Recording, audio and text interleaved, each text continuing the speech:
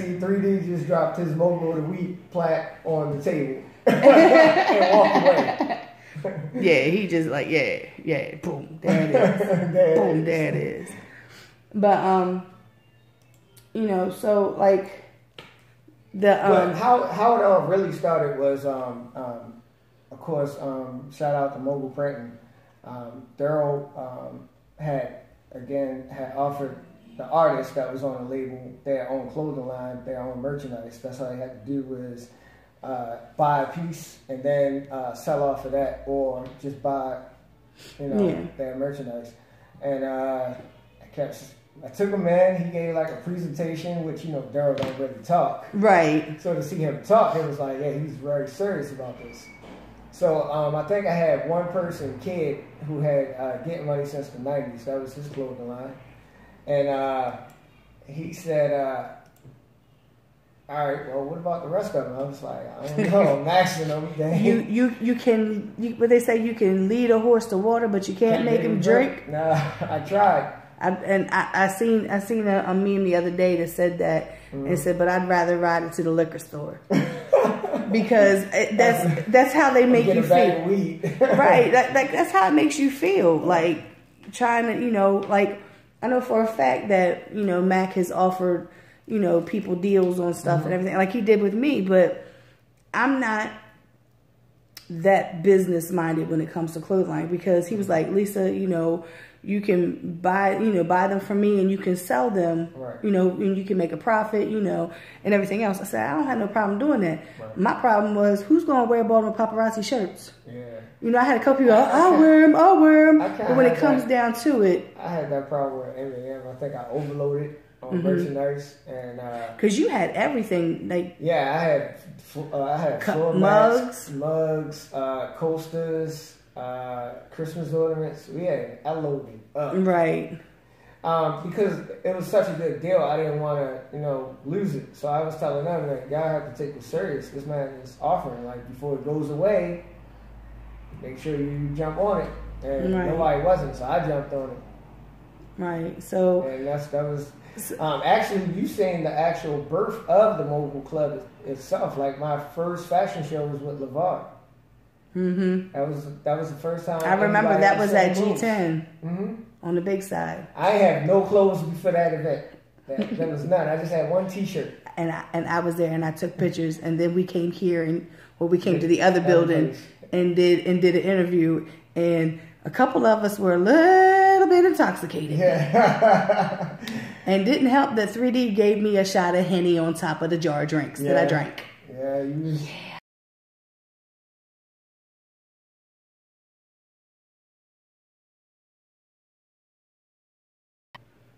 I didn't have not one designs. He was like, yeah, I think I'm gonna have about 5-6 girls, and I'm like, oh man, I don't know what I'm gonna do. So I hit Spence up, and I was like, I need like random of designs, and he hooked me up. Yeah, and then that's who did all the Mogul Club designs. Spence. Yeah. Man, I'm so proud of him. Yeah. He was on. He used to irritate me and annoy me, and I didn't like him. And I told him this repeatedly. Yeah. Because he would come to me like, Lisa, you gonna take pictures? And you take pictures? I was like, you paying me? Yeah. This boy. He has an aggressive way about him. This boy, because at the time he was a boy, because I've known him for so long. Yeah. We're outside of 5 seasons. And I said, you gonna pay me? He gave me 4 quarters. That's not like Spanish. Yeah. That was Spence. Shout out to Spence though. I'm really proud of the progress that I've seen him.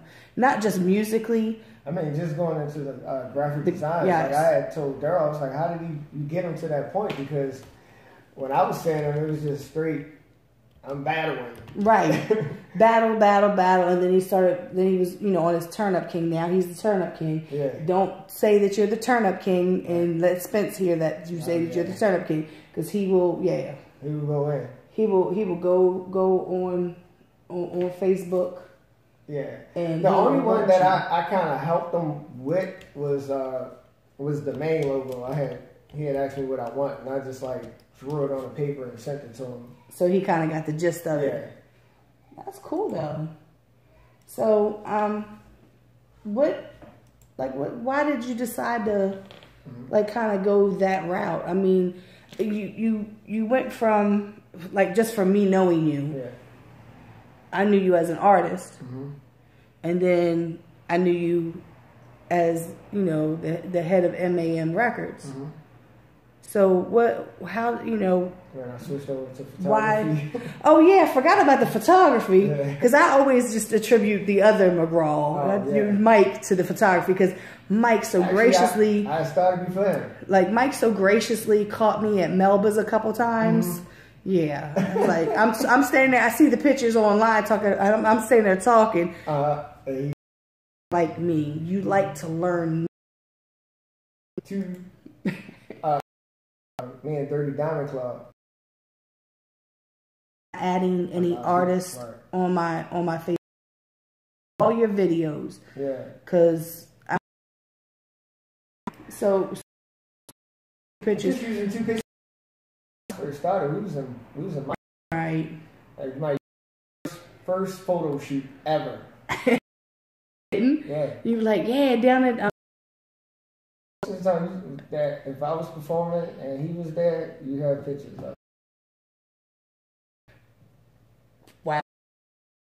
So he got his equipment, and then where he wanted to do more pubs. I can't do it. Picture of us. I'm like nudging you. Right. I actually got into an altercation when I might have been.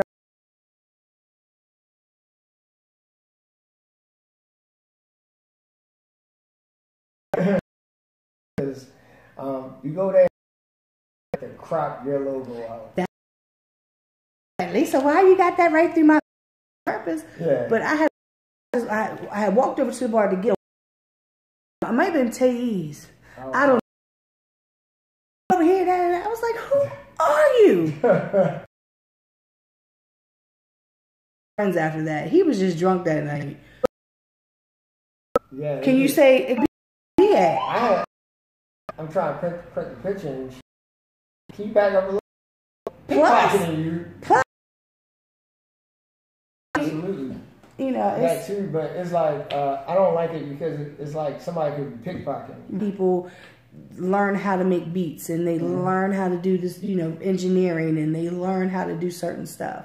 Yeah. It's because they, you know, they get tired of paying these outrageous prices, you know, and everything. So I kind of understand it. That's like I said, like when I tell my story about me taking pictures, it just had to do with the fact I didn't know anybody.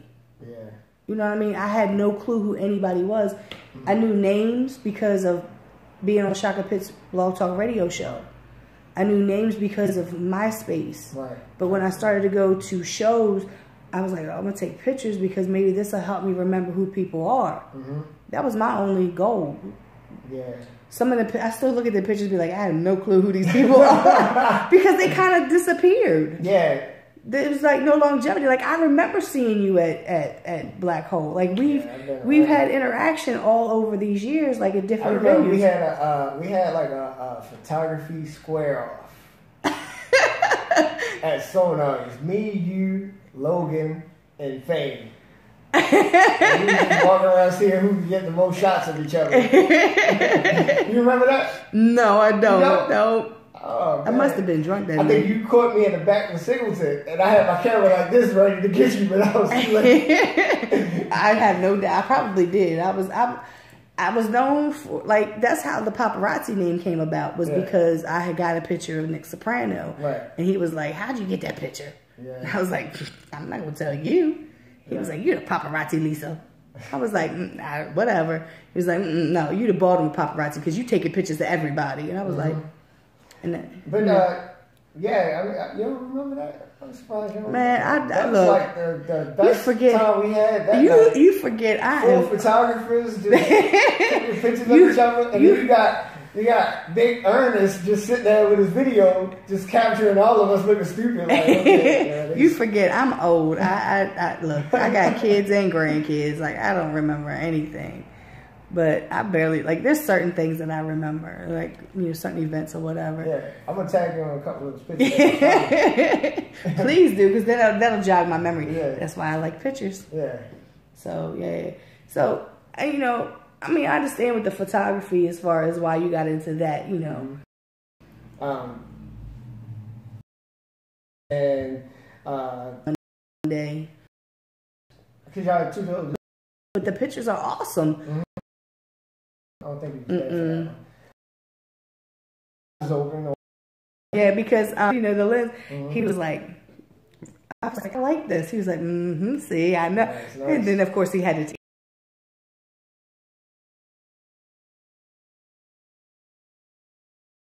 I was looking into new lenses because I need lenses that I can use because, you know, I'm covering Frozen Harbor next week. Yeah. Well, not next week, week after. I'm covering Frozen Harbor.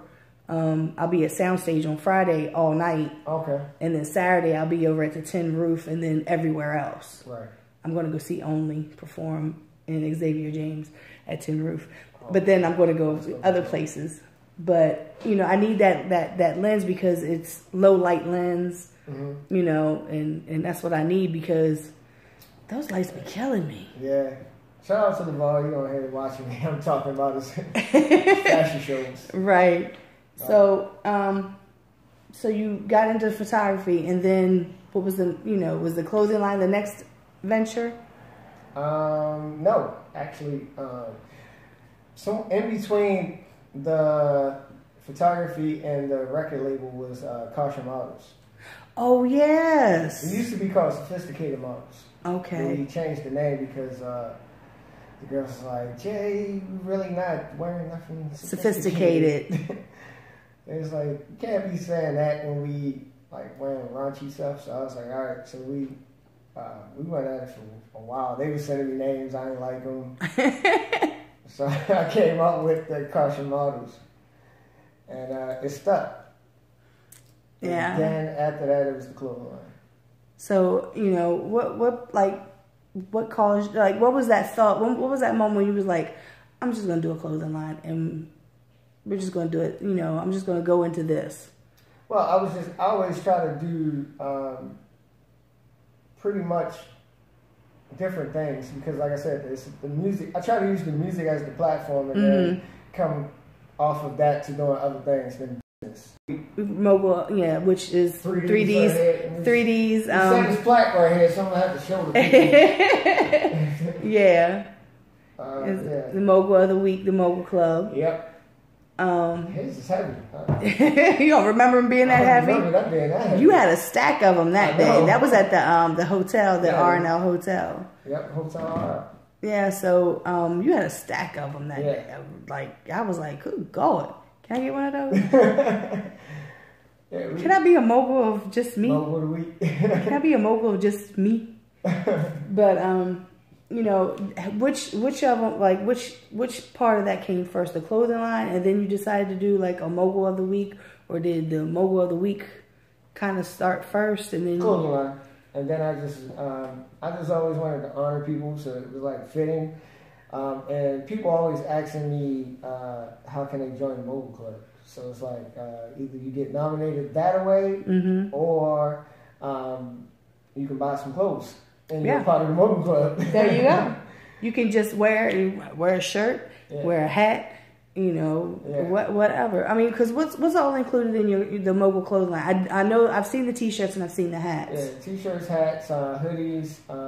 We have ties, neckties. Okay. Shout out to DJ TNT. He helped me get that situation. That's because he always wears ties. Yeah, he does. Like, I don't think I've ever seen him without a tie. I ran into him at the shopping center at Lock Raven and Taylor, and he was going to work. So he had a tie on. Yeah. So yeah. He always wears ties. That probably just about like how 5 Star wears bow ties all the time. Every time I see 5 Star, he's got a bow tie on. Yeah. So we have hats, T-shirts, ties, shot glasses, female dresses, female leggings. So we don't just. I wanted to do more than just. Yeah, because I seen like a lot of the clothing, the people that say they have a clothing line, a lot of theirs is just shirts. Shirts and hats. Whereas Spence went all out and he's sweatsuits and jackets and hoodies, and he just went buck wild. Like like some of his sweatsuits, there's not a place on there without a logo. Like, I'm like, you really took this branded stuff a little bit too far. Right. Because like he'd have it all on the sleeves, all on the pant legs. I'm like, you want people to make sure that they know who FML is. Yep. You know, bandanas. I look at this boy and I'm like, you really have, like, you're marking your territory. More power to you. I'm happy for you. Who's sending me? Look, get off my. Yeah, same thing here. But yeah, shout out to Daryl. He has a lot of people that's doing a lot of different clothing lines. Yeah. And that's where the whole branded thing came about. He made my logo for my Baltimore Paparazzi. He made that logo for me. He told me one day, he's like, Lisa, I want to remake your logo. I said, well, go ahead. Right. As long as it don't cost me nothing. I can't afford nothing. I mean, I did buy this hoodie.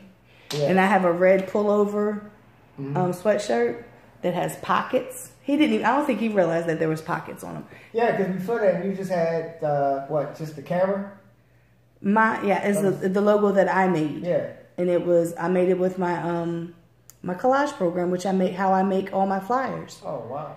And I found this old timey camera, and I the font and because the teal green or whatever is like my favorite color. I was about to say it must be your favorite color. It really is. Green and red are my favorite colors, and I really don't care much for Christmas. Right. But green and red are my favorite colors. So, I made that first one, and that was it. Right. And then he said, I want to make that one. Now, Scar Akbar has said the same thing. And Scar was like, well, you haven't said anything. And I was like, I don't know if it's going to cost me anything. Right. Because, Yeah, Scar's a little expensive. I mean, he's worth it. Yeah, he is. I just wanted, he was like, he really did the grand opening cover. Oh, okay. He's done a lot of things. So, now, your daughter has come up with her own line. Yeah. So, how did that come about? Did you you see what your dad was doing and you said, "Hey, I want to do something for me, like kids"? Is that what it was? So, what's your clothing line called? Princess Mogul Club. Oh, okay. So, what do you have? What's your? Because I don't think I've seen the design. I was actually going to look. I was looking for. Let me tell you. I usually have my flyers made. Yeah. I've just been. Yeah, hers is right. She has it on. Oh, okay. Oh, I like that. Did you come up with all that design, or? I like this. I like the butterflies. Do you do different things, or is butterflies like your favorite? That's awesome. She had a star on one of them, I think, too, also, right? That's the one that has to do. I think that's one component that a lot of the clothing lines don't gear to, because like my granddaughter, when she was little and Pit Fights had the Domestic Violence 3, I think it was, they actually made her a onesie. Okay. Yeah. And I had told everybody. I told Team Cremate. I told everybody that had shirts with their names on it that's what they needed to do. They needed to make stuff for the babies and the kids. Yeah. So that way they had something as well. Yeah, absolutely. So she has all of that. Bibs, onesies. What else she have? T-shirts, book bags, shirts. Now you're gonna pause. she was thinking. She probably had all this in her head before she got here, and then she was like, She went that ride coming here. Was a little sleep. She took a little cat nap. I need one of those. I've been up since 5 o'clock this morning. I had to get my hair done. I see. I like that. I wish I could do stuff like that with my hair. I'll do. Include hot water. Hot water. So, and also she's going to be having leggings coming soon. Oh, that Bathis. That was. Bathis. Me and mommy already discussed that. Okay. Oh, see, the boss. Yeah. She's discussed it with the boss. Because you know mommy is the boss, regardless of what the paperwork says. Yes. So, you know, do, like, your friends, because I don't know, like, it depends on the schools, too, because I know a lot of schools, they all have to wear uniforms, which... When I was younger, like, they talked about it, putting us in uniforms. Like, I'm not wearing no uniform. But when I became a parent, uniforms were wonderful. But, you know, do the kids, like your friends and all, see this, and do they know that you have your own, like, clothing line? Yeah, she wears her shirt stuff. So, do they ask you about it? No. No. They don't ask you, where'd you get that shirt from? See, well, we're going to have to do something about that. Kids at that age, they probably paying attention. Yeah, because they don't even look at my shirts. Well, they don't even look at it to read them. Then they'd be like, okay. Then they'd be like, bye. Then they go somewhere else. Oh, well, we got to let their parents know somehow that you got these shirts and soon-to-be leggings and everything for sale, because... the parents are the ones who have the money. And the kids are the ones who, when they want something, they go to the parents with the money. Be like, Mom, I seen this shirt and it's cute and I want it. See? We got to work on that marketing with these parents. But mostly the kids, they're like, I really don't care. You really don't care. Yeah. So I also want to talk to you about, you were having pop-ups. Which is funny because I had seen about, like, pop-up stores, but not that much. Right. And then after I had seen where you had posted up about a pop-up event, I started seeing them. I think I seen on Marshawn Lynch's page where he was advertising somebody's pop-up store, and I was like, hey. And everything. Explain what a pop-up store or a pop-up event is. Well, it's supposed to be like the art of surprise. It's supposed to be like, okay, I come here, let's say during the show you might have a guest, I do a pop-up shop while I'm here. So what that means is I'm just going to come unexpectedly from the public. Me and you already discussed it, but from the public guy's perception of it, just coming here, and that's where you can find me at. So it's more so like a traveling store as opposed to just having a store, and no one. It's no specific location, so I can come here, I can go somewhere else. I met a lady yesterday. It's called the House of Diamonds. She said do a pop-up shop there. So that sounds familiar. Somebody did something there. Yeah, this is a lot of events. I went there last night covering something for Baltimore Flavor. Radio. Yeah, I forgot all about that piece too. I had my own show. And then actually, you know what? I seen where it said something about Baltimore Flavor was live last night, and I said, "Hey, when did they change days?" Yeah. I was a little confused. Well, I was at the event, so I was covering. It was an art. A lady that her husband did art. So when he passed away, he said either sell it to, donate it to the art museum or do something with it. Right. Try to make some money off of it. So she's on tour right now with it. Okay. Put it out there.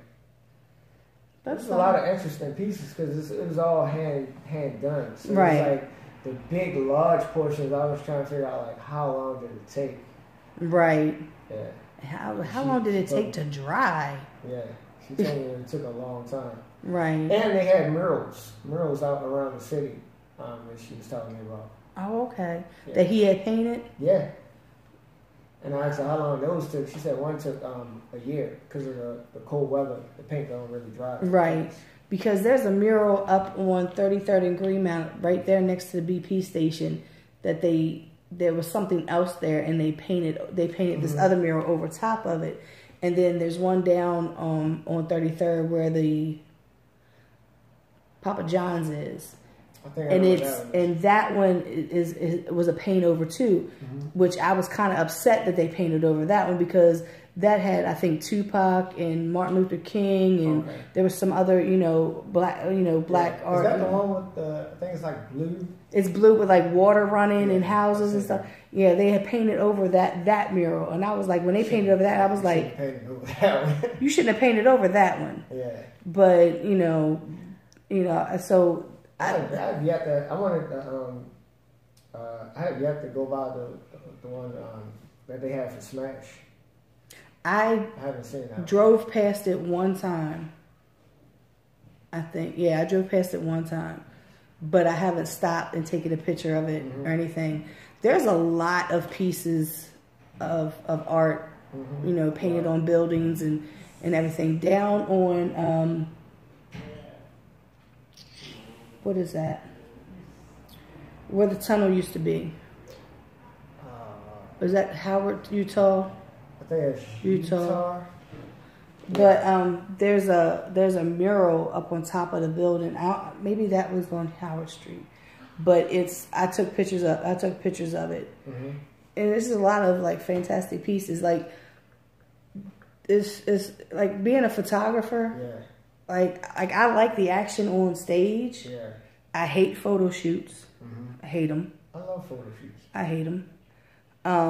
But I like taking pictures of, like, my favorite picture that I've ever taken is this tree where I'm from. It's just this tree in the field. There's nothing else around it. It's just a tree. Wow. And I've taken pictures of it with leaves, without leaves.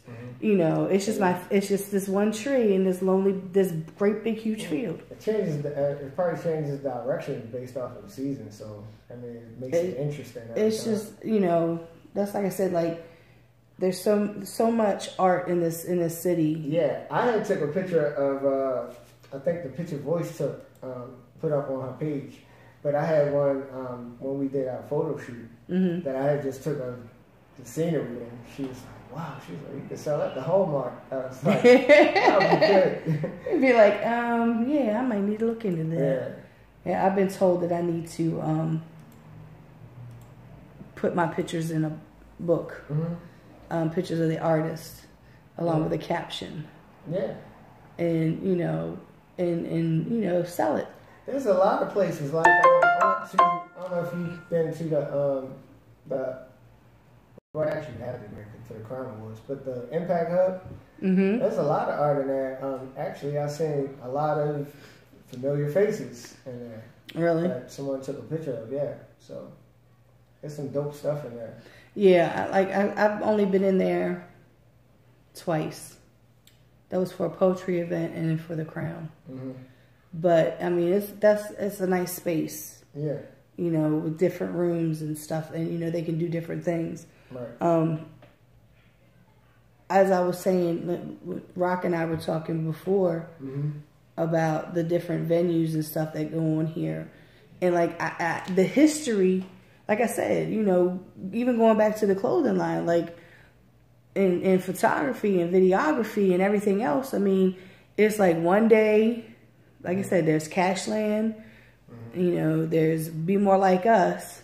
Yeah. And then the next day, it's like, boom, everybody's got their own clothing line. And, Linwood had the Truth Movement. I remember. And, he also had Lost Youth. I don't remember that one. Yeah. I do remember the Truth Movement. Because I remember Frank Lewis has I Am Baltimore Hip Hop. Yeah, I remember our favorite guy, Dubs Lane. He had the I'm on my train. I'm on my Linwood Truth Movement. But yeah, there's a lot of them. Actually, Harvey Dent has his own too. Yeah, I love that one. Versus yours. Baltimore versus Y'all Whores. I absolutely love that one. Because it was, I seen shirts and t-shirts and everything of, such and such versus everybody. Even Scott came out with, the Black Flamingo song, which everybody calls, you know, Be More versus Everybody. Yeah. You know, it's actually called Black Flamingo. Right. People will be like, hey, I love that song. What song? Be More versus Everybody. I said, you mean Black Flamingo? Right. That's the song's that? Yeah, don't ask me. That's the name of the song. Yeah, that's a dope song. But, you know, like, everybody has their own clothing lines. Mm-hmm. I love the fact that everybody's being an entrepreneur and going into, like I said before. It gets flooded, though. Yeah, it does. You know. The thing is that sort of like with the my approach, sort of is like the record label approach is it's stay consistent and stay with new material. Other than that, right? Because like you had the actual font at, you know, on the shirt, on the hats. Mm-hmm. Excuse me, which is like a lot of people have, you know, on theirs. You know, it's just the font or font or whatever. But you also had designs as well, like your daughter's shirt. You know, she could have just the princess on there, Princess Mogul Club or whatever, but she wanted to add flavor to it, so it would be unique and be different than somebody else coming out with, you know, a princess something, you know, another kind of like a clothing line that had princess written on it. Right. You know, like we also had like the for the Mogul Club, we had the jet, the G5 plane, right? We had the Mogul Club underneath that, and then interesting story. When I went to Atlanta, Prime Michael Cox actually, he was like, "So is that your jet?" I was like, nah. I'd be like, one day. Well, I was like, I'm on it though. one day, I'm hoping to be like. I like Brian Michael Cox. Yeah. So, like, we were talking about we'll go back to the pop-up. Pop-up locations. Yeah. So, I know we had talked about how it's kind of like... It's a quick way to have a retail location without having a store. A storefront. I know a few years ago, it was... I don't know. It's been more than a few years ago.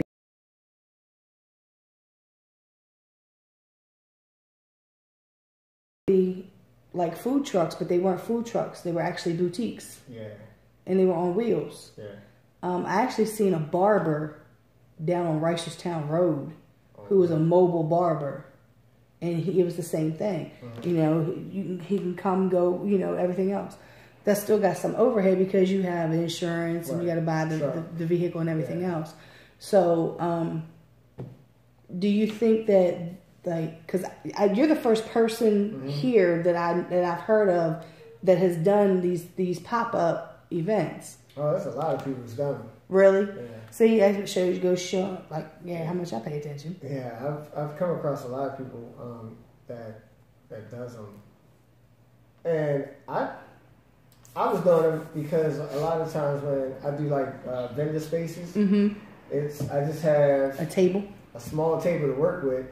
And if you ever looked at the pop-up shops, there's a long line of clothes that I have. It's not just one that can go on, especially with hers. So it's kind of hard for me to split everything on one table. Because then it just looks like you just have this design or this shirt, and you know, you might be able to put the shot glasses or maybe even some of the hats on there.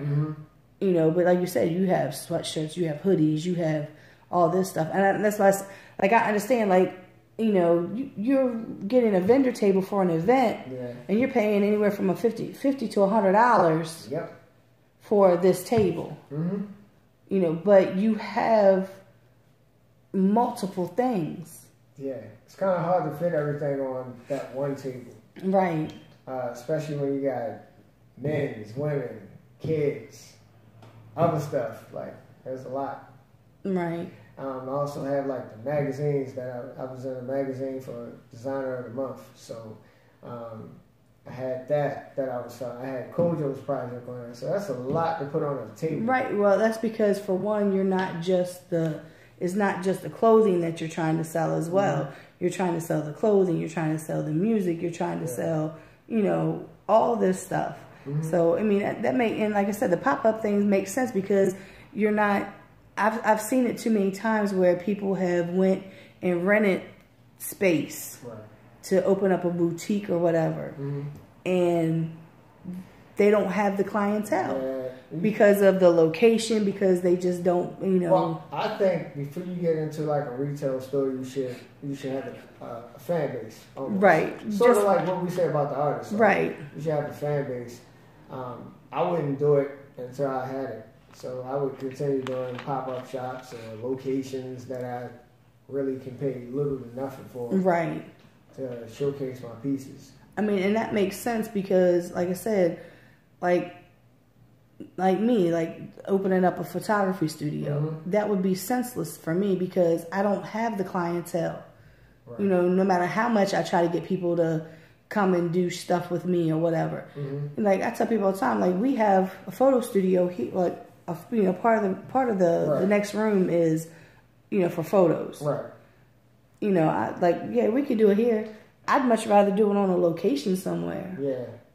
Because for one, we don't have all the props that Shanika Miller had it at TRW. You know what I mean? We don't have all those props. We don't have all the props that somebody else might have that, that's what they do. They do strictly photo shoots. So, I'd much rather go on location, be on some steps, Capture. Yeah. That's how I first started. We was actually just doing photo shoots outside. There was and then it went from outside to my house to I don't want it in my house. Right. Somewhere else. We had to go somewhere else. So, for me, I don't, not too many people know where I live. I don't want people knowing where I live. Yeah. I don't, I don't have people coming to my house. The only person that comes to my house is my friend. That's the only person that comes to my house. That's why when somebody knocks on my door, I'm like, who's knocking on my door? Because I don't have nobody knocking on my door. And usually I think it's BG&E. But BG&E don't even come out to my house. They just cut me off. Because the owner put in a smart meter. Okay. Yeah, they can just cut them off by putting in a little code. Yeah, I had one that I think it was like peak performance. So like at night when it's like real cold, it would shut off. I'm like, y'all gotta change this. This is ridiculous. Maybe that's what's going on with mine because last night, the house is a disaster anyway. Still trying to move. It's probably that though. It's probably the peak. I would call them up and see. I'm not calling them out. I owe them too much money. I owe them too much mainly because of last month. But electricity. Water, the actual space. You gotta think about location. Like for me, everybody's like, Lisa, you gonna start doing shows again? I'm like, I'd have to find a place that's gonna be like beneficial. Well, it's gotta be. It has to have parking. Okay, so you want the right elements.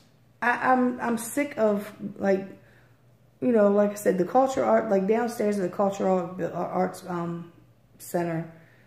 I've been down there and I've been like upstairs a couple years ago. So I don't know how that's changed or whatever.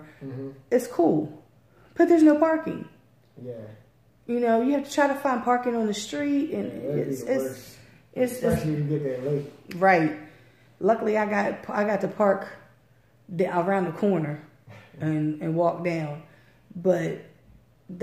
Everything is on location, with any business. And I think with you running, not things you learned in that business, absolutely, and you've been able to put it towards the clothing line. Absolutely. I used to preach that to people all the time.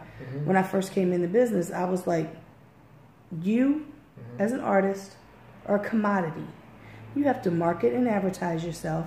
You have to do something that people are going to want. That's business. Right. That's all it is. Right. People's like, oh, I'm rapping. I was like, okay, you can rap, but... You need more than that. And that's the one thing that when we interviewed Scola last week from Drew Hill, formerly from Drew Hill. I got to get in touch with him too, because... what he said was pretty much one thing as an artist is don't shortchange yourself. You could make other moves, just use the platform. He just negotiated a deal for, I think it's like a fishing show or something like that. Mm-hmm. And he gets executive producer credits on it. So he's getting a check and he's not even in it. Right. He's nowhere in it. He got the executive producer credit. Absolutely. You know, and that's, you know, it's all about, like, people don't realize that everything that you do is well, just look at the greats. Like, look at Master P, Diddy, Jay-Z, Babe, something. Right. You have to have something besides. Baby got Tony Braxton right now, so. Yeah. But he had, like, Lugs. He had other stuff that he had. Right. Right. He had GTV, which was a liquor.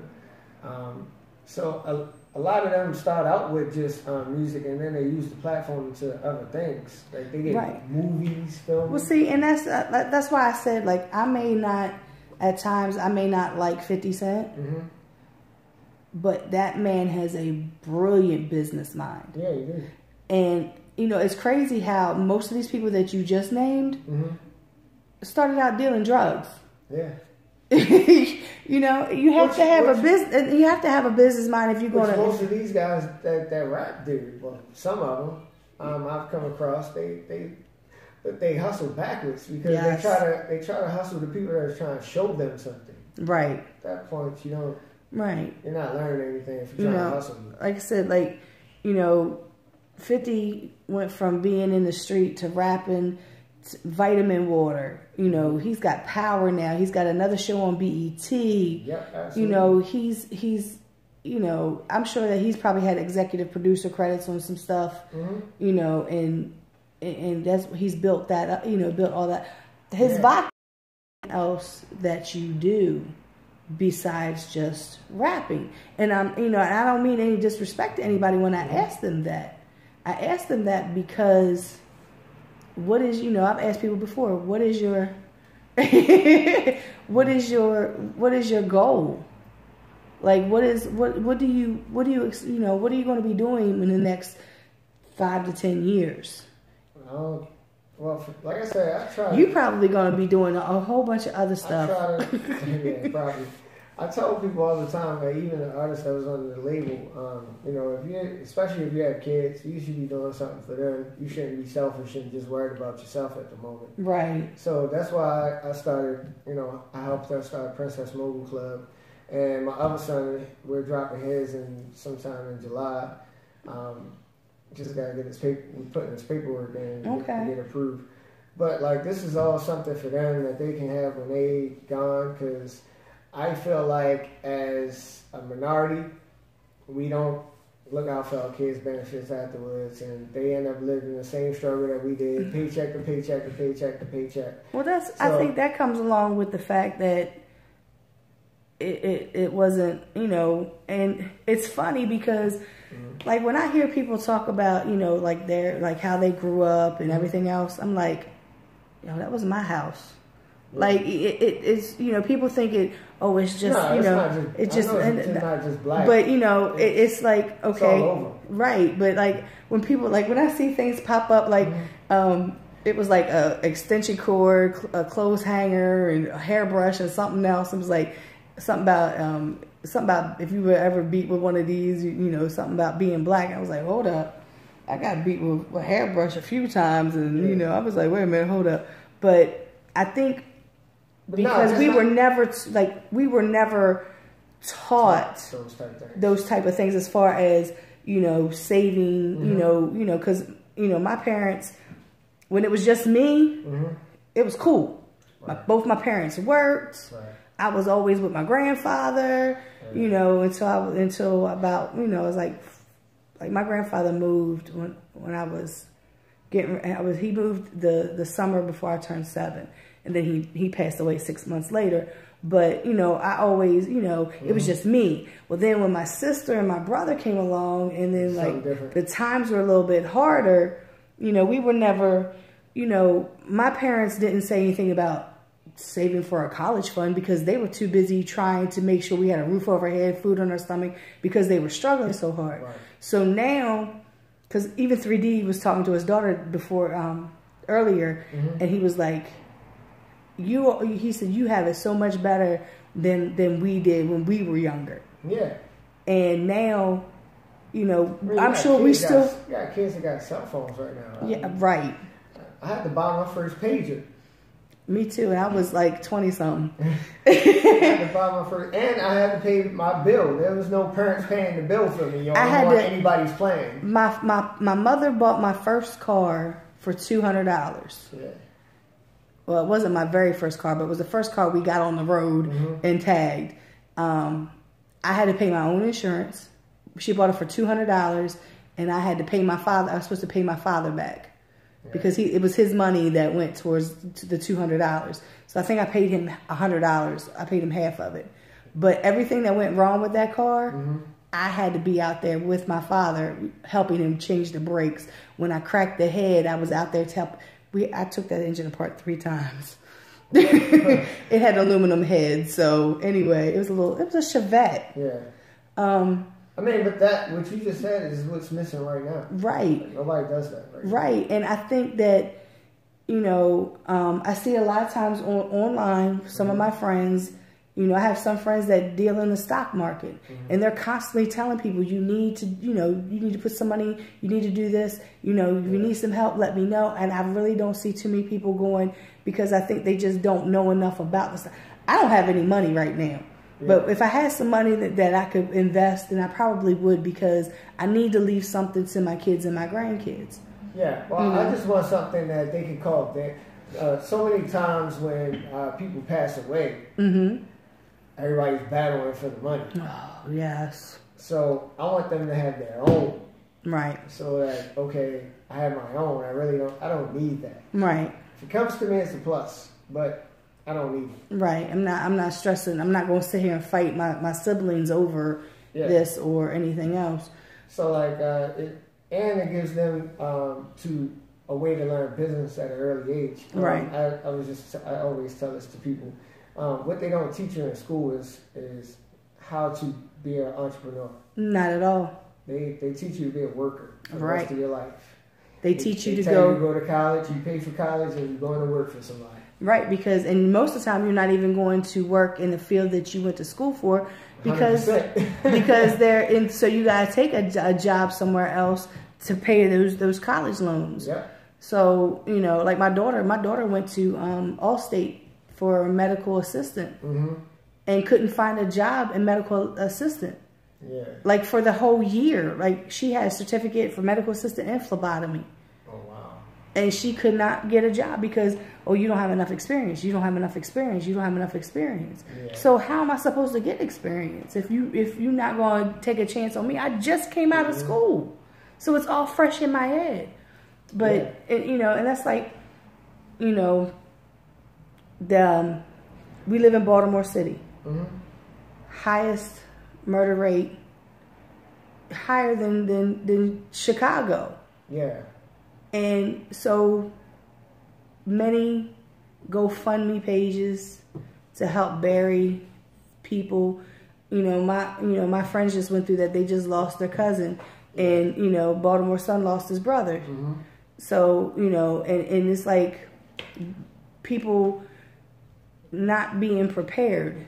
She actually Micaiah was prepared for her son. She had a life insurance policy that went for her son, but not for herself. Yeah, I think I had a friend that was he was like he had like flower. He do like flowers and stuff for funerals, and I was like, man, business must be booming right now for you. And he was like, nah, it actually ain't. I was like, why not? There's many people getting murdered. People can't afford it. People are cremated. That's the cheapest way to bury somebody nowadays. My husband was cremated, and I told my daughter has explicit instructions. When I pass away, I'm to be cremated. If you want to have a memorial service, that's cool. Go ahead and have a memorial service. But my daughter has already said this. She's checking people at the door. Oh, okay. She's checking people at the door. Who are you? Oh, no, you wasn't her friend when she was alive. You don't need to be here. Oh, yeah.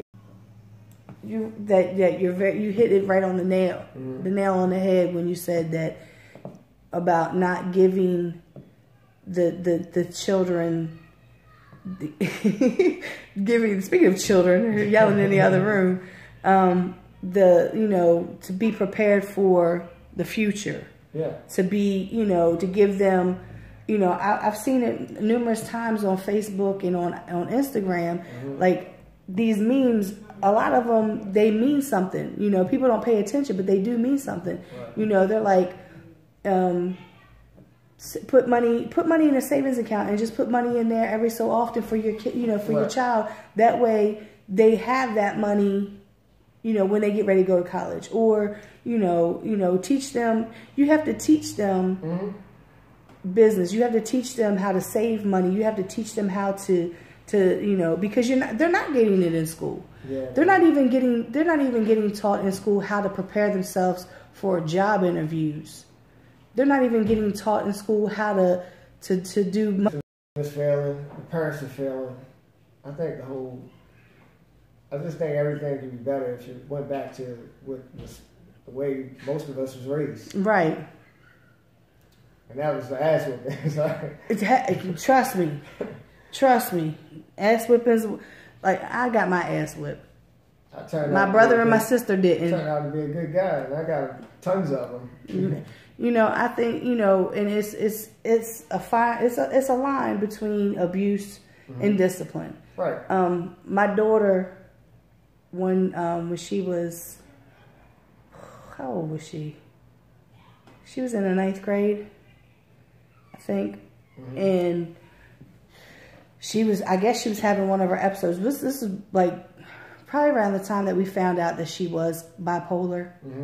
And she was having an episode, and she wanted to fight my son. Right. She was fighting me, like throwing fists and everything. So I ended up calling the police. Right.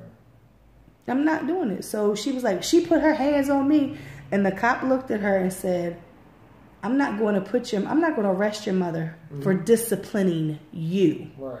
I'm going to arrest you for assaulting your brother. He said, or assaulting your mother. He said, I really can't do anything about your son, but you assaulted your mother. And I mean, she did right for a while. And then, of course, the next year I had to ship her off to her dad, which was like playland for her because he didn't care. He's trying to be a friend. He didn't care, but I didn't grow up here in Baltimore. I grew up over on the Eastern Shore. So everybody knows everybody in my little town. I walked to the store. I walked back home. My mother knew who I talked to, who I stopped, because somebody then called her and told her. That's the way it worked. Right. Here in Baltimore, I had an incident when we first moved here.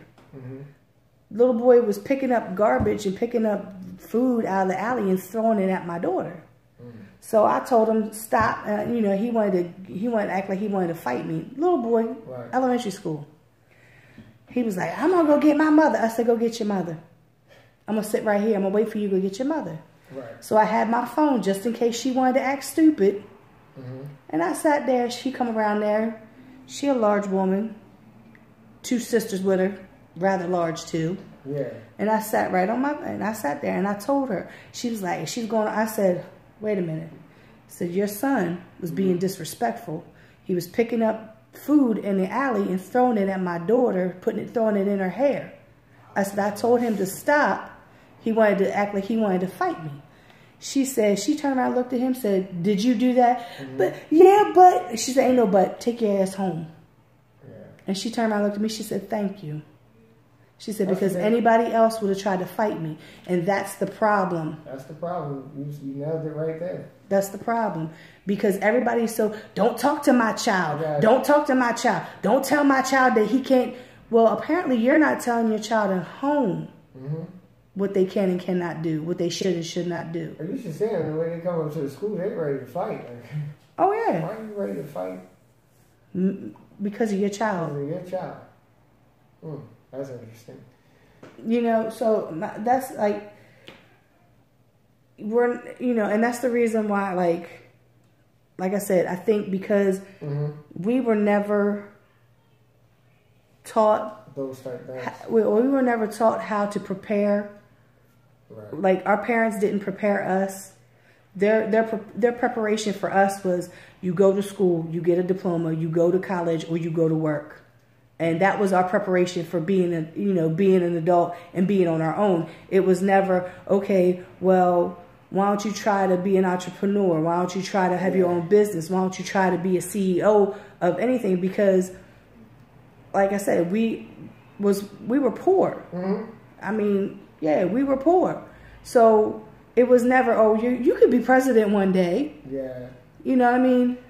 It was never, we were never given that kind of hope. The only hope that I was given was that I could possibly marry somebody and live on a farm. Mm-hmm.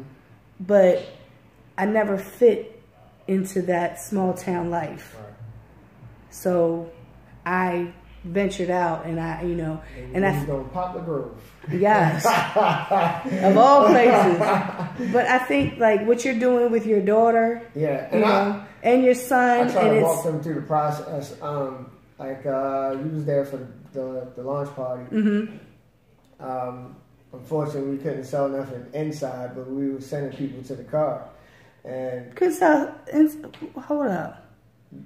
Yeah, you can't inside of RL because they don't have some type of vendor license. You can't sell products out of there. Oh, that was one of a few issues I think that day. Like, that hit me like the day of it. I knew nothing about it because I had hired somebody to do Yeah. I remember that because there was a couple. I just wanted to come there and just show up and not really have to do anything. Right, you wanted to be. Give out my plaques you wanted to be the CEO of your company. Yeah. Because the CEO is just the person that their face is on everything. Mm-hmm. They have the final say of stuff, but they don't have to get their hands dirty. Yeah. You know, because I remember that day. Because I remember how frustrated you were. I was pissed. You know, and I mean, I was going through my own thing because I had just lost my friend. Mm-hmm. He was killed the night before. Turtle was killed. And I'm trying, like I said, I was going to be there. Yeah. I was trying to be happy. And then I had Taz sitting up there. He was being goofy because he was in a bad mood. We had a little bit of fun. We all had the Mogul drink.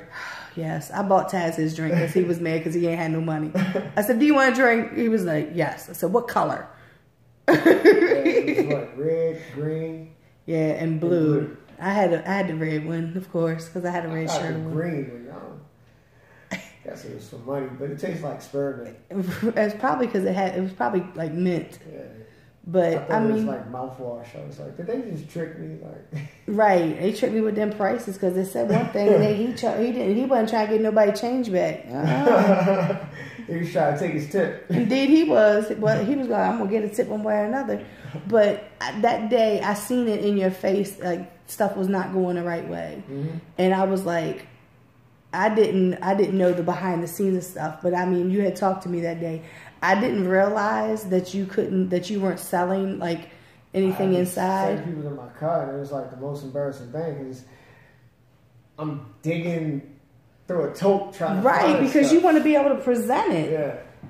So like That's I had crazy. This one lady that she was from I think she was from Ohio, and she was trying to buy something, and I think her seeing me trying to dig through a tote to try to find it, she was like, yeah. See, and that kind of just like, that was... So, that event, and it was a good event, though. Well, shout out to the models, Decoys on here. He did a great job. Yeah. He always... he was styling and profiling. Yeah. Taz was trying to style and profile. Yeah, he didn't really want to. I'm going to tell you, Queen Fiend she was working every bit of the cameras. Oh, yeah. She always does. But she was like, I got some shots of her, and I'm like, oh, really? She was working between mine and Mike's camera. Yeah. She was working them. Yep. But shout out to Queen Fiend. Yeah, so it overall was I think that was a good event. Mm-hmm. So are we having a Princess Mogul? Well, she had hers. Hers was at the. I missed it on Chester Street. I missed it. Yeah, hers was in July. That was when we launched hers. Okay. It was like a website launch and her clothing line launch. Oh, okay. Did you have fun? Mm-hmm. Did you model your own clothes too, or Did you? Yeah. She also did Play It Forward with Voice. Okay, yeah. Her clothes were shown there too.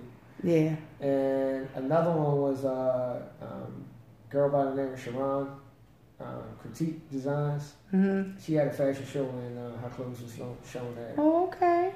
So she's had a couple shows under her belt, a couple fashion shows. Okay, so you're almost a veteran now. You done had these shows and everything. You get nervous when you, huh? Do you get nervous before the shows? Sometimes. Yeah. Is it because of all the people that are out there? Yes. Yeah. Well, one of these days butterflies are not even gonna be in her stomach. They're just gonna be on the shirt and that's it. That's what they're gonna. You're not even gonna be nervous. You just go out there. You be like Queen Fiend. She just tickles me because like she takes all that modeling right straight to like yes. Yeah. It's like she goes into a whole nother. Yeah. Unfortunately, realm. she had to. She had kind of taken a pause off of it because of her condition. Yeah.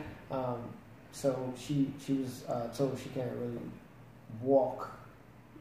Because she puts a lot into her walk. Yes. She struts. She struts. And she does a little dip. So you gotta chill out. And then she swings that hip around. Like I'm just like, girl, you on the wrong way. She in Milan somewhere whenever I see her. Like,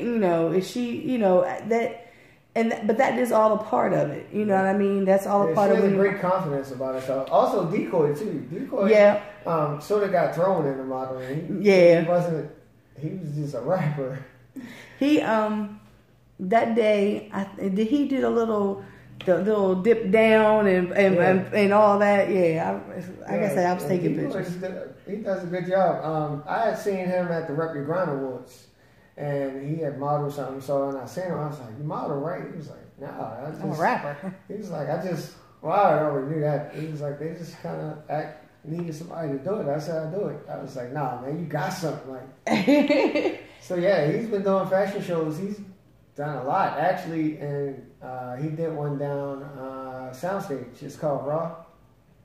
I think And they had the one designer had him show his chest. I said, Decoy, you about to be a sex symbol now. Ooh. Get ready to hurt. Don't hurt him now. Yeah. Don't hurt him. Yeah, but he's a good dude. Anything I ask, a lot of these guys, they just do it. Like Kojo, they just do it. Taz, even down to Taz was like, no, I don't model, right? I was right. Like, when I seen him, I was like, yeah, just go out there, When I seen him at the hotel, I was like, whoop. You model now? Okay. All right. He was like, I ain't know what to do. I was just like, I was taking pictures. Well, I was trying to show these guys and girls that it's more to just music. You can do other things. Right. And see, and that just goes back to my point as far as, when people, the whole Baltimore Paparazzi thing. She just takes pictures. No, I don't. I film shows. Interviews. Yeah, it's covering all media outlets, really. Because my sole purpose is to put the spotlight on artists, on business owners, on whoever wants to be in the spotlight. If there's a comedian that wants the spotlight, he wants to sit here and talk to me. Yeah. Cool. You know what I mean? I would love. I'm telling you, I would love to interview. That I was in. Mm-hmm. You already know. I mean, is it people? Right. What are we? Because we was on MySpace. Yeah. Because they don't give you your credit. Yeah. Like a picture that I've taken of him. I was like, it's no worries because now the BaltimorePaparazzi.com because I have that now. So yeah.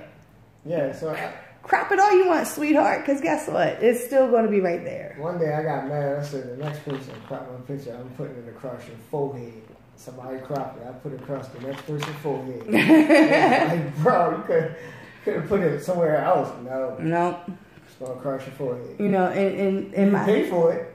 Huh? You could pay for it. And that's my whole thing.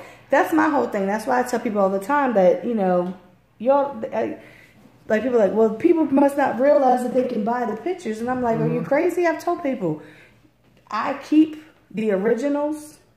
Yeah. Like even after I edit, like I have a folder that has all the originals before I edit anything. Okay. Then I have a folder that has all the edited original, you know, and then I have a folder that has the watermark. So as long as I have access to those pictures, I can give you the originals. Right. I mean, I've lost pretty much all my pictures because my hard drives or my computers crashed. Yeah. And then I got an external. I've got to get my external fixed because the connector piece inside, my wonderful grandson broke it. Oh yeah. So I mean, I need to go and get that fixed because I have all photos from before 2015. So it's like 2013, 14, and 15 on there. Right. But they all have the originals. Okay. And then I have the watermarks. So anybody that wants to buy their pictures, they're more than welcome to buy the pictures and won't have any watermarks on them because you even have the release that you can actually use these pictures. You know what I mean? Right. Legally. Right. But nobody wants to buy them.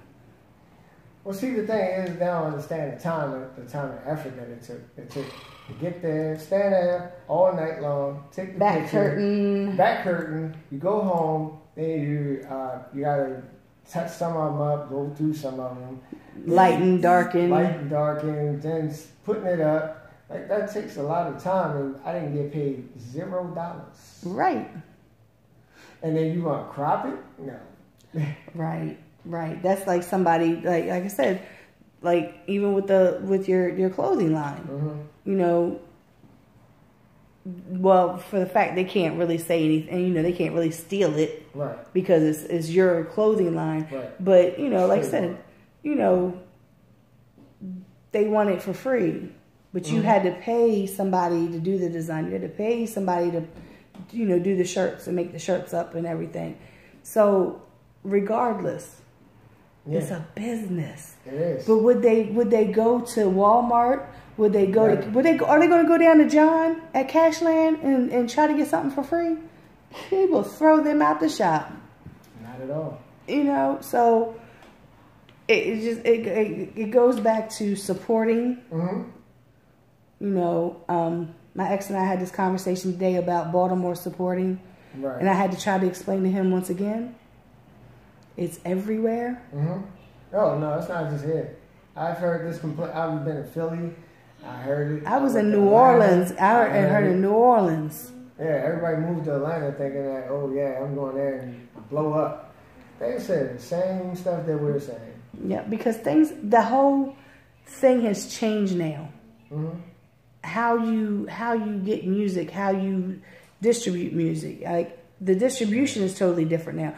Before, you had to pay somebody to distribute, for distribution. Yeah, now you can do it on your own. The music business is definitely watered down. Yeah.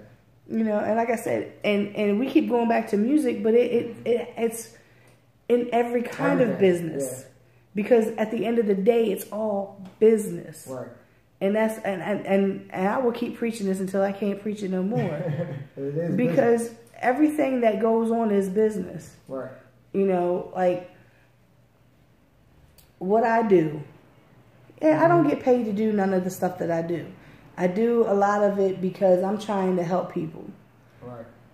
Now, I have cut back on doing things for certain people because of comments like, well, if you wanted to get paid, you should have said something. No, you should have offered and let me say no. Oh, yes. I'm good. Or, $30 is fine when on my website it's $200. Right. You know what I mean? Let me give you the homeboy discount at least. Well, they gotta make an offer, at least an offer. But they don't. LeVar is one of the ones. one of the few people who has paid me. Billy Live is one of the first who's paid me to do events, photography. Yeah. A couple years ago. And at the end of the day, at the end of the event, he comes over and hands me money in my hand and said, "What's it?" He said, "I just want to, thank you." Right. And I was like, wow. Feels good to be appreciated. Right. Yeah. That was awesome. That was an awesome feeling. Yeah. Somebody actually appreciated me enough. I was like, yeah, dang, I can't even get a couple of drinks at the bar. I can't get a plate of food. I can't, when we was at Five Seasons, you can't buy me some wings. Chicken wings and fries. Yep. Offer me something for doing, let me be able to say, no, that's, I'm not going to charge you for this because the turnout wasn't that great and I know this, that, and the third. Give me that chance. You know what I mean? Yeah. That's just like you giving somebody a shirt because just off the strength of they supporting everything else you're doing and be like, here you go. Right. You know what I mean? Yeah. I agree. So it's just most people don't think that way. No. It seems like most of the mentality that I've noticed over the years, I'm not gonna say everybody, but a good majority of people is, what can they do for me? What can this person do for me that I can, I can get out of them and help me along? Never mind them, but help me along. Bomb. It was funny because Bomb was at my house about I want to say about a month ago, maybe. Okay. And he was like, "You've never burned bridges with anybody. You have constantly kept those bridges." He said, "People burn bridges with you." I was like, "Right." I said, "I keep bridges because I never know when I might need that person for something. I might need some information. I might need, something from them, because we've had that camaraderie." Right. And he was like, that was just something that, he noticed, like, over the years. He was like, "You never burn bridges with anybody." Wow. Because I like to say that, though. Right. I've always thought that myself. Like, yeah, because you, like I said, you've always, and we've talked about this before, people take your kindness for a weakness. Yeah. Because for one, you think like a businessman. You don't think when somebody does something, "Oh, I'm going to do this to them. Oh, I'm going to go and do this to them. I'm going to go do," you'd be like, "Is this going to be good for my business?" No.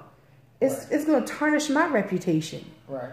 I might have somebody looking at me for music, or they might need some advice for something, or they might even want to back my clothing line. Yeah.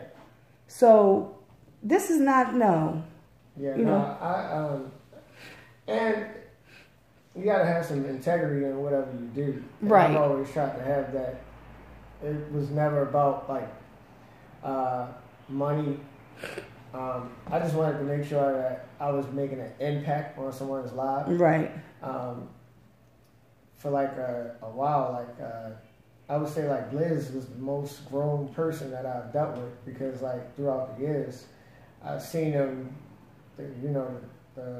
the loneliness that he posts on Facebook, to him growing and being with the kids and right.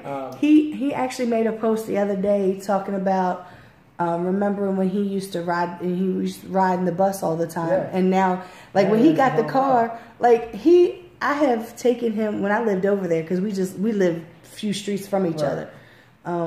He actually, when my monitor went up on my desktop, he brought this big, heavy Gateway monitor to my house. Yeah. He walked up that hill from his house. Yeah, he's a good guy. And I used to pick, like, I'd be at an event or whatever, and I'd be like, "You got a way home?" He was like, "Not really." I said, "Well, come on, I'll take you home, because he's right around the corner from me."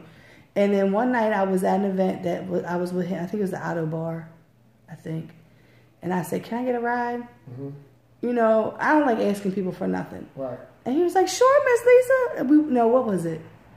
Oh, I can't remember now, but it was somebody's CD he had, and we listened to it in the car. Oh, okay. I think it was Scar Akbar's. I think that's what it was. And he's one of those genuinely awesome people. Yeah, he's a good guy. You know, Taz, like I said, Taz is good as well. Like I remember, you know, when I first met Taz is one of those guys that he was getting caught up with like petty stuff. I don't like that guy. I don't like that guy. Well, he's a good guy. I tease. I haven't talked to him in a few days or whatever, but he, like I said, I've told him that too. Like, you know, he's another one. Like another one's Jay Hazy. You know, like actually he's supposed to be here next week with Chaos. Okay, I've got to remind them. You know, I mean, you've had a lot of people on your label that have, you know, that as far as me knowing them is because they were on your label. Right. I had no clue who they were before they were on your label. Mm-hmm. And, you know, and I've watched, and I think she's a little bored. You sleepy? It's warm in here. That makes me sleepy.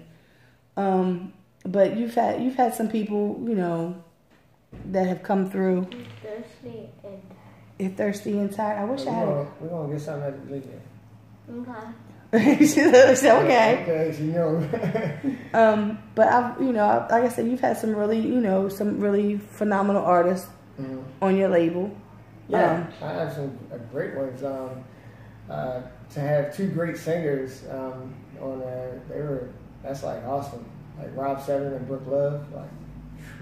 I love Rob's remix to The Worst.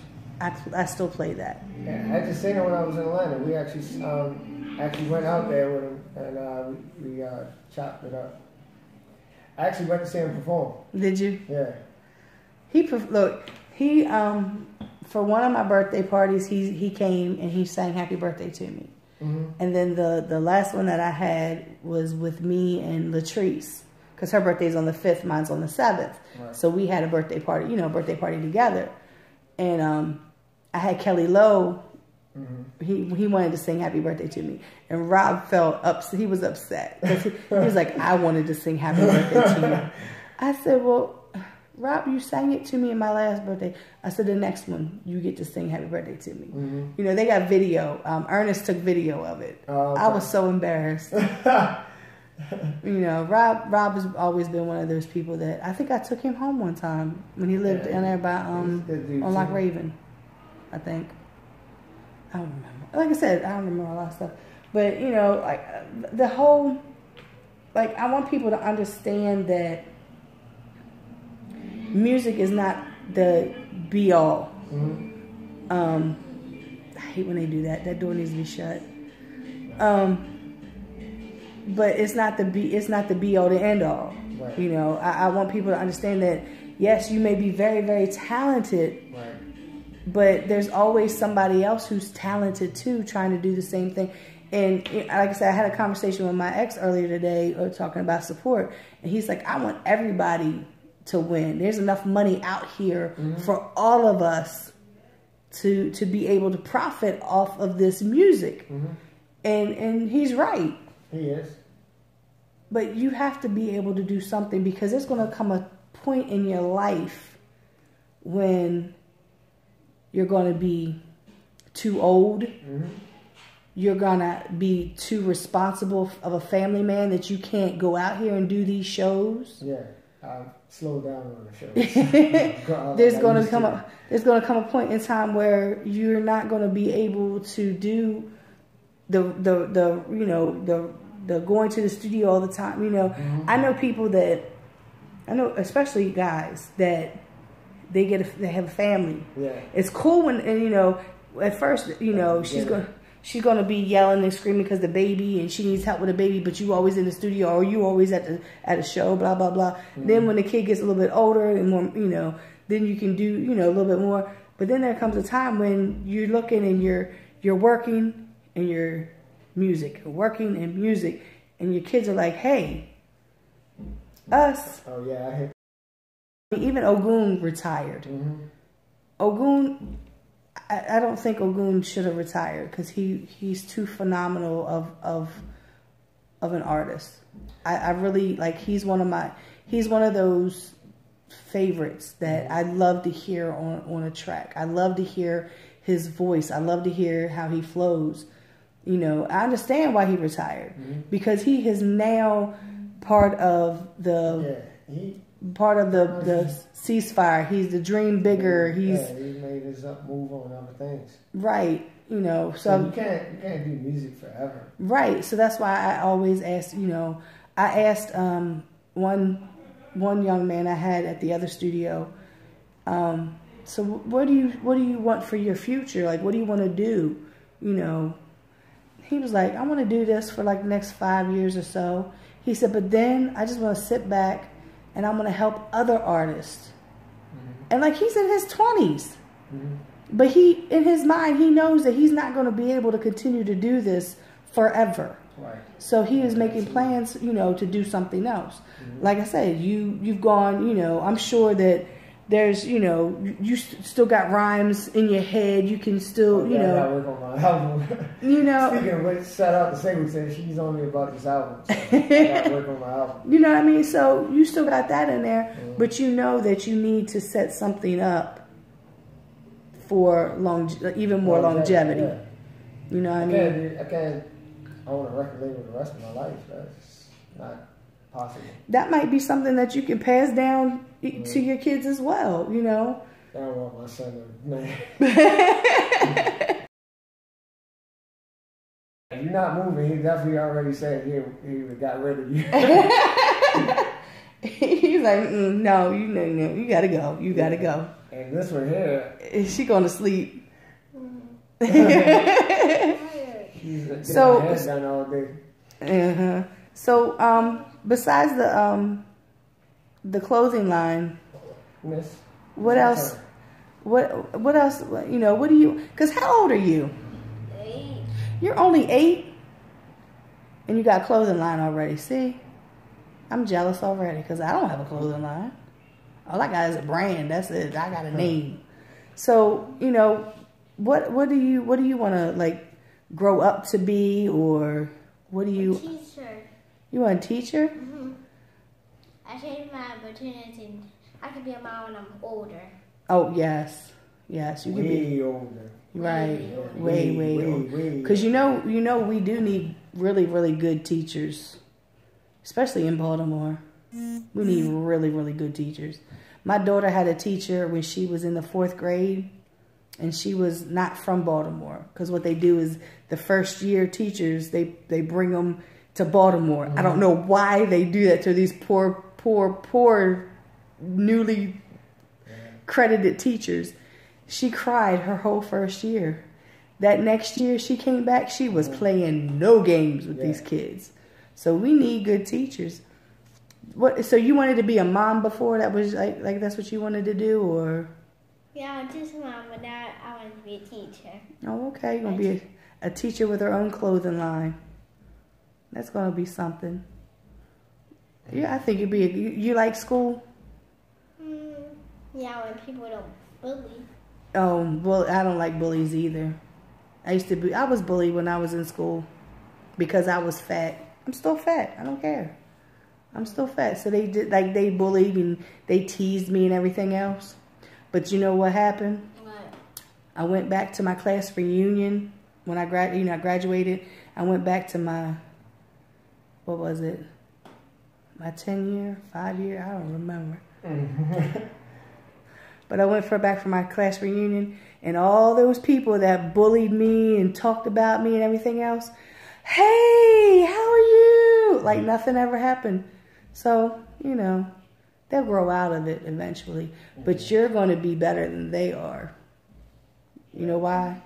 Because you're a better person because you're not a bully. Bullies get nowhere in life. Nowhere. Or they get tortured. They get tortured. But that's cool that you want to be a teacher, though. You know, most kids, you know, I don't think, did I ever ask my kids what they wanted to be? I don't know, because they drove me crazy. My kids drove me crazy. I just wanted my kids to graduate high school and then they could do whatever they wanted to do with their life. Either go to school or work a job. Those were their two things that they had to do. And neither one of them listened.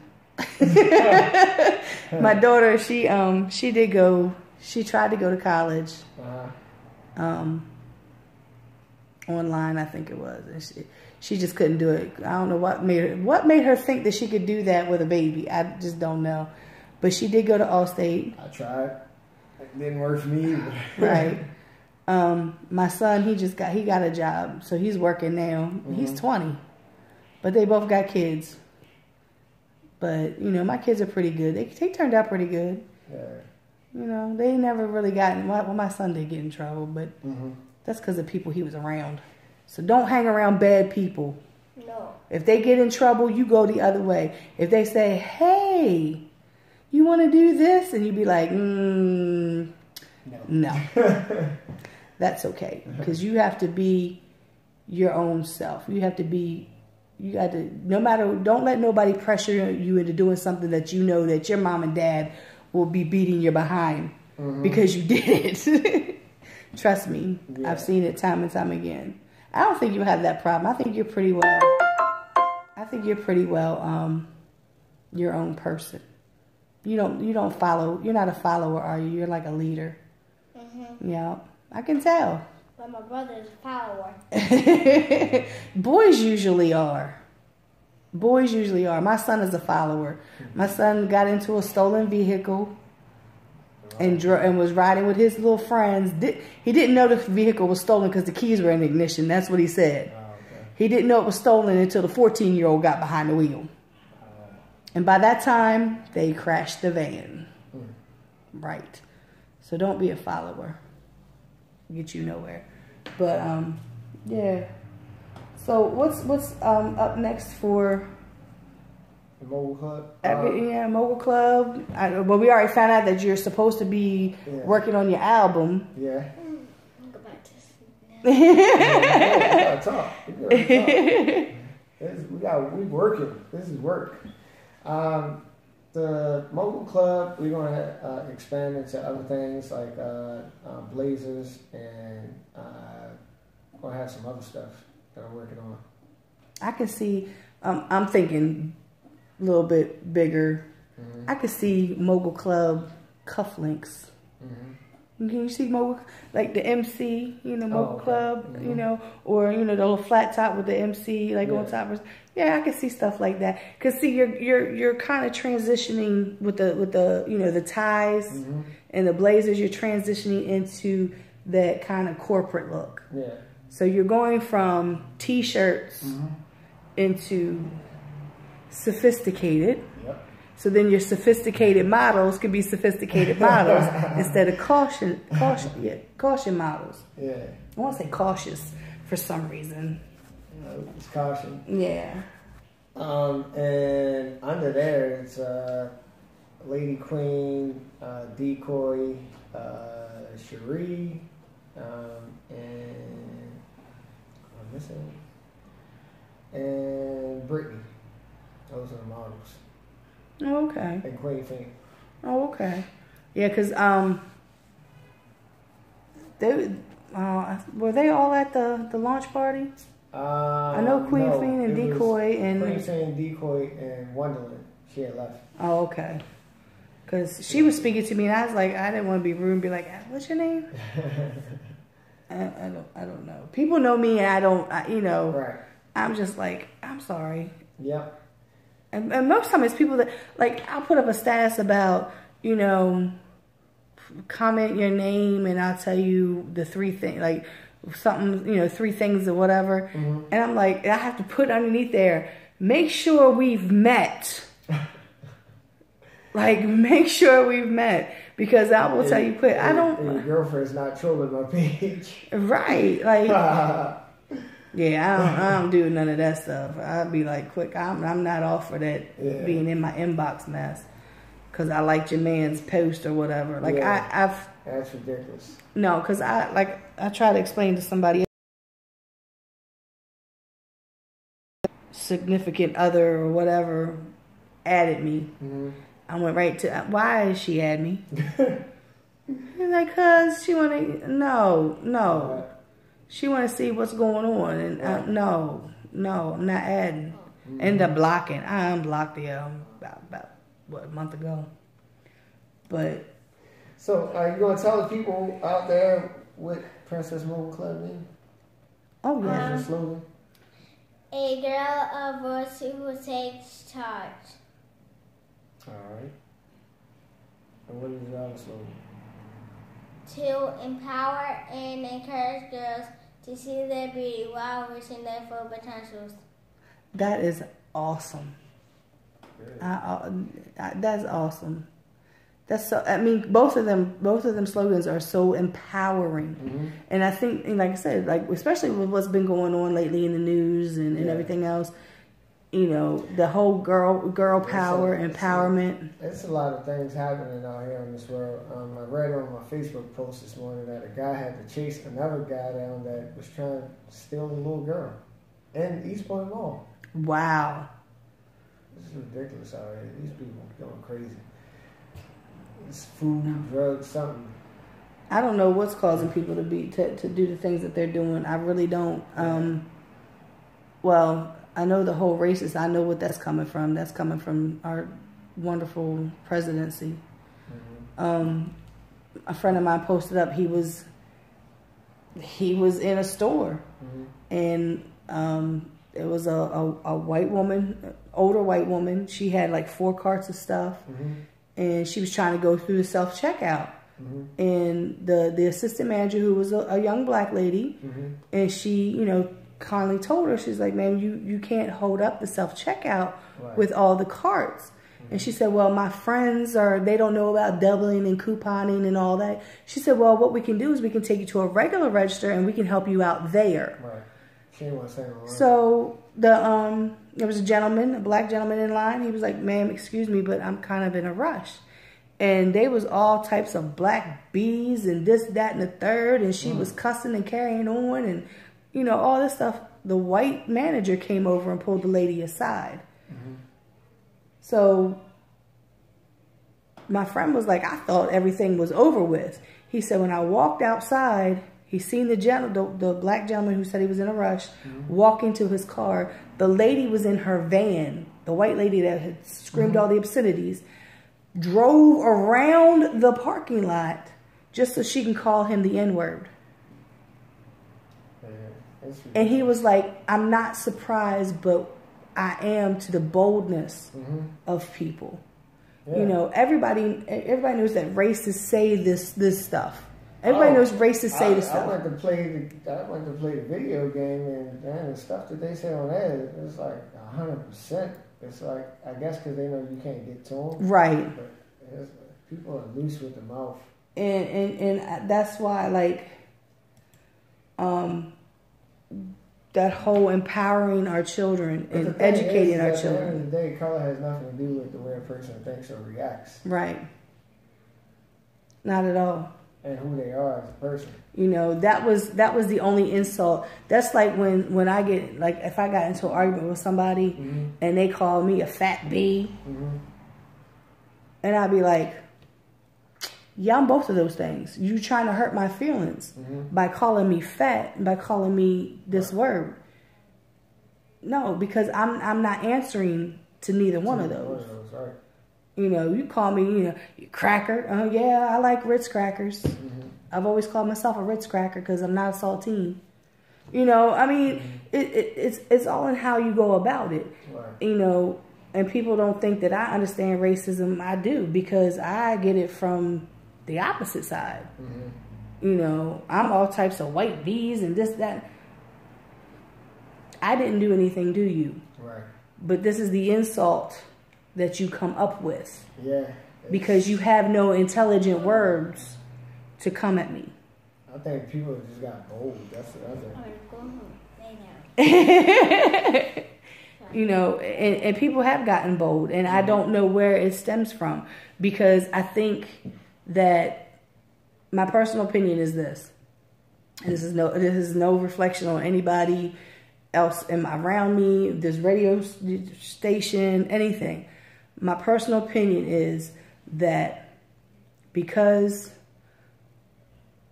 police officers have been found not liable, not guilty of these murders, that is giving that white privilege even more of a big push.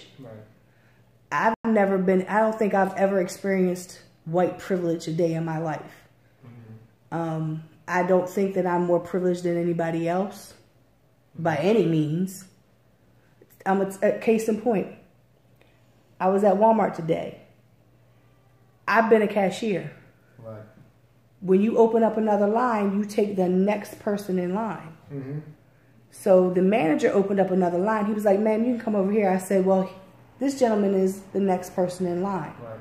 So I let the man in front of me. He was like, "Well, it doesn't matter."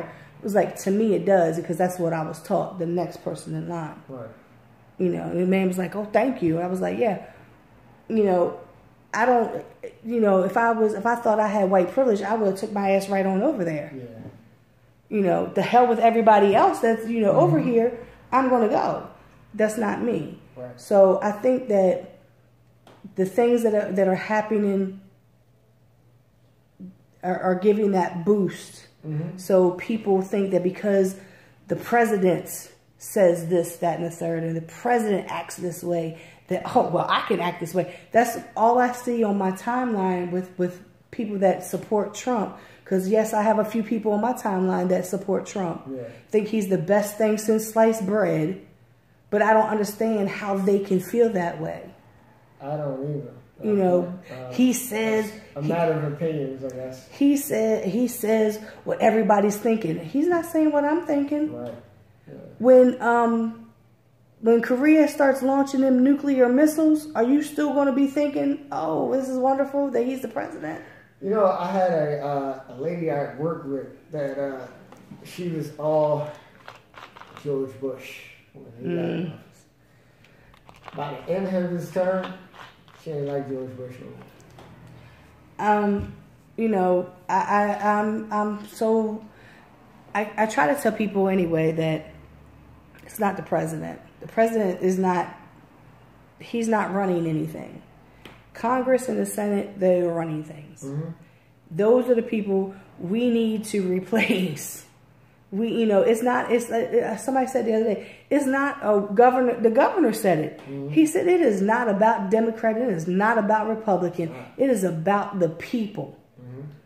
You know, so this whole world is just like crazy, and the kids, like your daughter's age, you know, growing up, seeing. I never thought I would see it like this. It's like very openly now. At first it was like behind a closet door. And it's just like people are just become bold. They just, it's like they like, like my friend said, he was like, I guess they just feel like that the Rick James pimp slap is gone.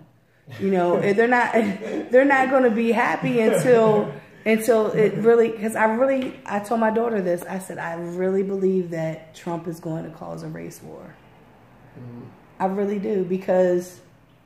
Well, he's about to cause a war regardless of race. Yeah, he already caused... The red is going to get tired of him talking, and they're just going to... Well, I think there's a few other countries, because I'm going to tell you, England can't stand him. I've been watching comedians from different countries. I just watched a Malaysian comedian last night, and he was doing a comedy special in Singapore. Yeah. And America got brought up. People are looking at us like a bunch of clowns. Like we're the circus. We're Barnum and Bailey and Ringling Brothers. Moment, you know, and it's crazy. It really is. That's why, you know, I need people to get their business minds on track. They need to, you know, I mean, we need worker bees. Yes, we do. There's other things to do outside of just having a clothing line too, by the way. Right. There's a lot of things to do. I mean, like I said. was telling my son, they ain't gaming, come up with a console. Like a gaming console. Right. There's, that you know. has the features that you like. Right. There's so many different things that you can build, different apps for phones and different, you're just coming up with different concepts. But you just can't share it with everybody because somebody will steal it, sure as look at you. Yeah.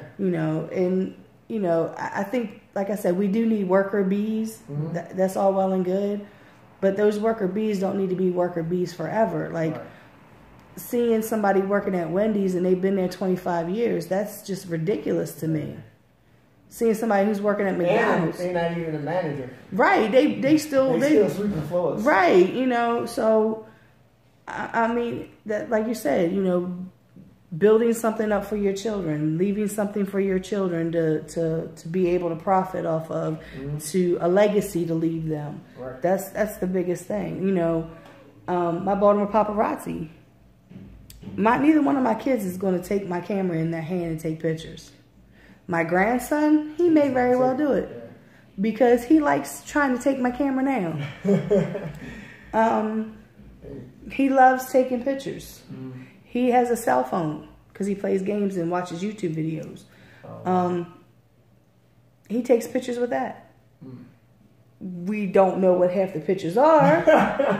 But he'll develop over here. Right. So, I've built my brand up and built a name up so that, like I said, Kaden might decide to do it. Temperance might decide to do it when she's only 3 months now. Yeah, when she get older. I don't know, maybe Ava, I don't know. So, Cheyenne, I don't think Cheyenne, Cheyenne likes taking, pictures. She likes getting her picture taken. She's my oldest. She's my oldest grandchild. She likes her picture taken. But, so I think it's awesome that you've, because you could easily just stick with the music and then, possibly your kids would have followed you into the music. But you decided, I'm going to go and do something else and give them something else because music is a headache for one. Huge. Yeah, I know. So, I commend you for that. So, let everybody know your website. What's your website? Everybody know where they can find your Instagram. You got Instagram?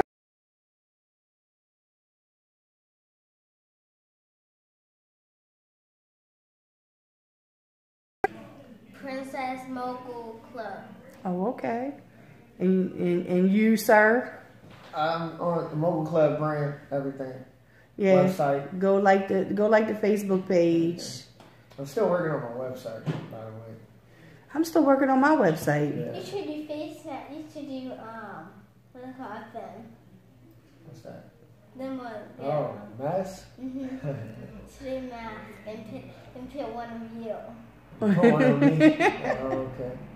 That'd be funny. But I'm getting ready to, after I leave out of here, I'm going down to In the Pocket with Bangladesh Project. Oh. For the ceasefire, they have the ceasefire event going on there. Okay. There's going on. Yeah, there's all weekend long. That's why I said earlier I needed to change my profile picture on Facebook because the other day was Mike Nice's birthday, and that was my picture of him and I at my birthday party. I sit back please everybody, do not take life for granted. Take pictures with people, make memories, because today is not promised. And people always say tomorrow's not promised. I'm not worried about tomorrow, I'm worried about today. Right. The ceasefire, I'm like what Erica has accomplished, it is remarkable. Yeah. And I'm so proud of what her and everybody who's doing the ceasefire, that's behind it, doing everything. They got a good team. I'm so happy that they're trying to take a stand.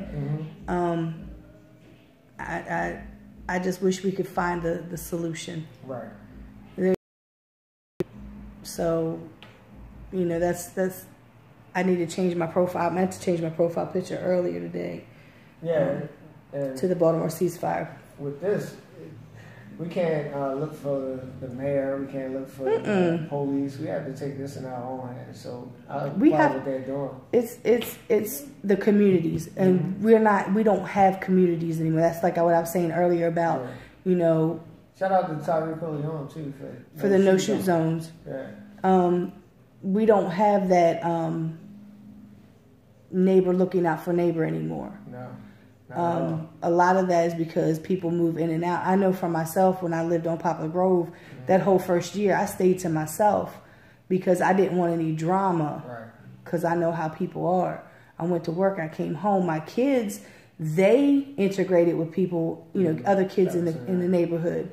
And then after that first year is when I made friends with my neighbor and my neighbor across the street, and I gained family.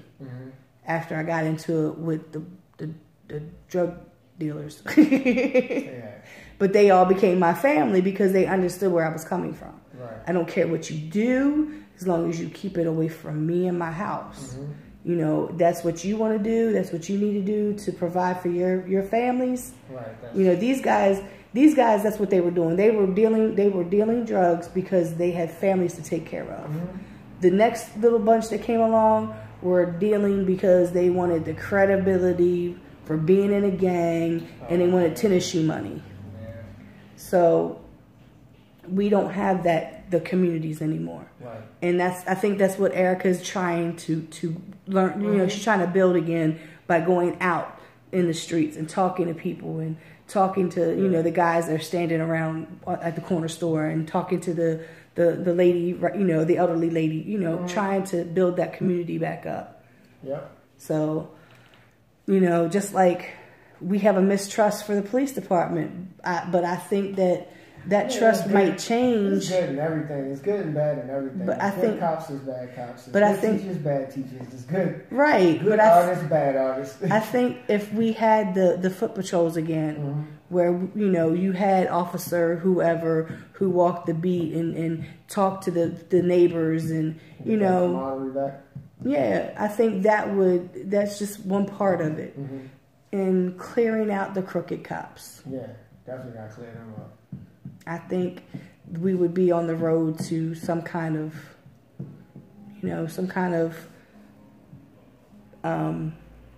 lowering crime and lower. I'm still not understanding how this crime is lower, but the murder rate is up here. I don't get it, but that's just me.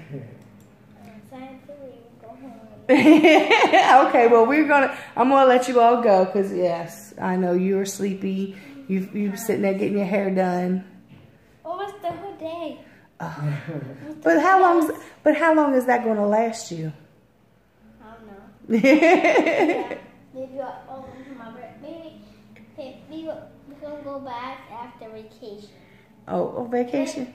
No, we're going to Disney World. Oh, I'm gonna be in a suitcase. That's where you want? Dad said, I didn't know that. That's where she wants to go. So, everybody check out the Mogul Club and the Princess Mogul Club. Princess Mogul. Daddy has to tell me it's not Mogul, it's Mogul. Check out both. Support. Please support. It doesn't take much to support. Buy a shirt. Buy a shot glass.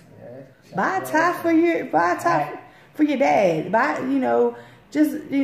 Buying one thing is supporting. Right. And I say Frank Lewis on Facebook. I tell him every time when they ask me about my shirt, I'm a walking billboard. Yep. So I thank you guys for coming through and talking with me. I know you're sleepy. I'm sleepy too. I just couldn't go to sleep. I couldn't doze off. Yeah, we gotta do this again sometime. No, not always. Like I said. Yeah. If I can get me, Singleton, and TNT to talk about the league. There you go. It's the 10th anniversary, by the way. Oh yes, we definitely need to get you on here then. Definitely. Yeah, 10 years. That's a long time in Baltimore hip hop. Yeah.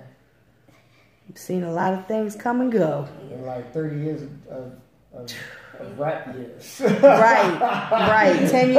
10 years equals 30 years. So I thank everybody for tuning in. I will be back here next week. Same channel, same dial. Hopefully. I'll be back here. Like I said, I have to make sure that I get in contact with I'm trying to do too many things at once right now. Get in contact with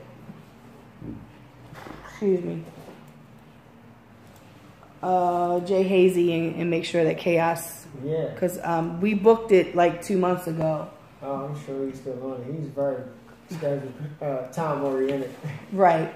So I'm make sure that's still a go. I won't be here the week after because I will be at Frozen Harbor Music Festival down at Marketplace, which is where Power Plant is. Again, Frozen Harbor Music Festival. I have to remember to put music in there. The local underground artists that are going to be on that one. Saturday, I'm going to go to Tin Roof to watch Only and Xavier James, and then I will be wandering around taking pictures at probably a different, if my body can take it.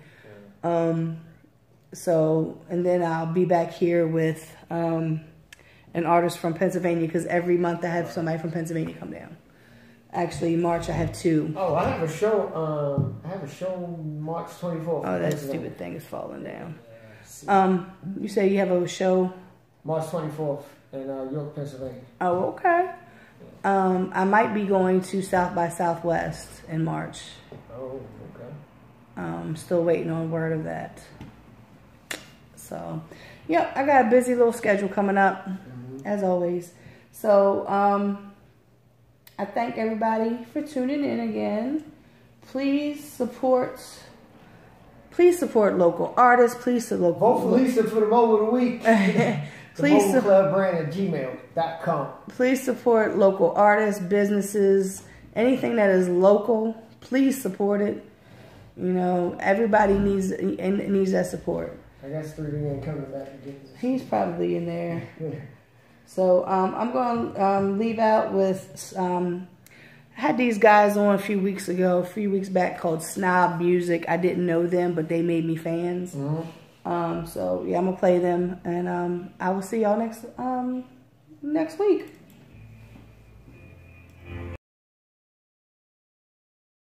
I can get 3D to take pictures real quick. He done it, right? Yeah. He might be straight. He might be straight back in the studio if he's not right there.